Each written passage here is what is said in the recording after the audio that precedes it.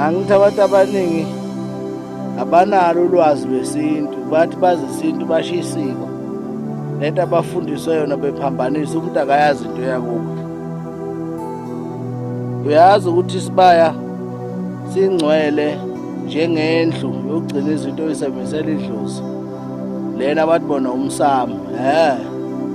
Singcwele isibaya. Angithi aqinisweni esibayeni asondeli umuntu ongesiwa lapha ekhaya.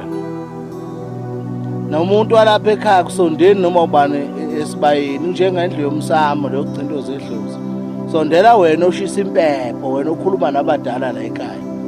Yabona? Ukuthi unoyihlo noba omncane nabafowenu ayisebenzi lonto leyo. Uyikhaya lokhandayo wena umele isidalwa sakho, ufuna ukhande lelo khaya lelo, inhloko yalelo khaya physical nguwe, spiritually ithonga likubhekile. Kodwa nje oyibasic lapho ukhokho wakho udonsa kuyikhaya. Angithi isibaya usiqamba ngokhokho, izilwane zonke uyibiza ngegama lakho iqamba ngokhokho. Ukhokho nguye olanda izilwane. Abona ukuthiwa iziko, uyeke lokho kuyilwane ke lokho abakwenzayo into engekho yokuganga. Iziko langempela usuke ukhulume nokhokho umtshela nazi izilwane zakhe, iqambe ngamagama. Ekuseni ikho izilwane uyivusa wena uyibize ngamagama before iphume. Ntamba uma seyibuyile uyingenisa wena uyikhulumisa ngamagama, usukhuluma naye ukhokho ubonga ukuthi seyibuyile. Yona ndoda ehlabayo ke le ayihlabi indoda ingenasibayo. Uhlaba kuphi? Uhlaba uthatha kuphi wena?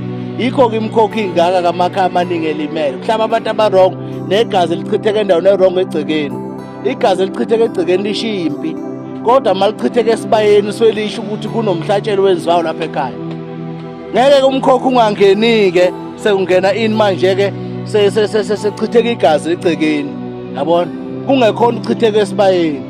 Ngisho inkukhu uma inqunywa ekhaya kunesibaya, inqunywa enhloko esibaya ngoba yisilwane. Kugqitshwa igazi le enhloko esibaya. Hayi ukuthi kwenziwa noma apha ekhaya. Uma ingekho nje ukuthi ikhaya lina direction, ukuthi abadala lapho kwenzakalani. Yingakho-ke isibaya samthana noguqa. Funa uma ube noguqa wakho la ungena khona wena ndoda uwedwa oyingcolisa khona.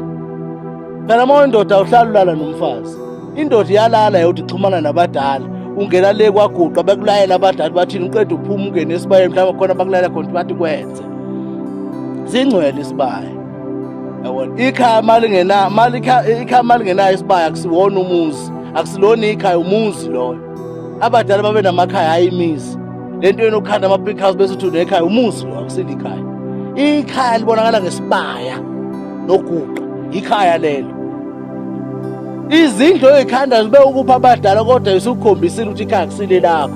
Nabadala nabanikazi bayo yikho uqala ngendawo yabo, uqala ngesibaya, uqala ngoguqa. Indawo ethinta abadala le abaphethe leli ikhaya, abanikazi balo. Hayi uqala ngowakho umpheme, ukunikwa ngubani lokho? Sengowakho futhi leli khaya sengelakho. Lilawule phela ubona, yikho ikhaya besilibalule. Linabanikazi alifuna ubahloniphe. Injalo nje lento.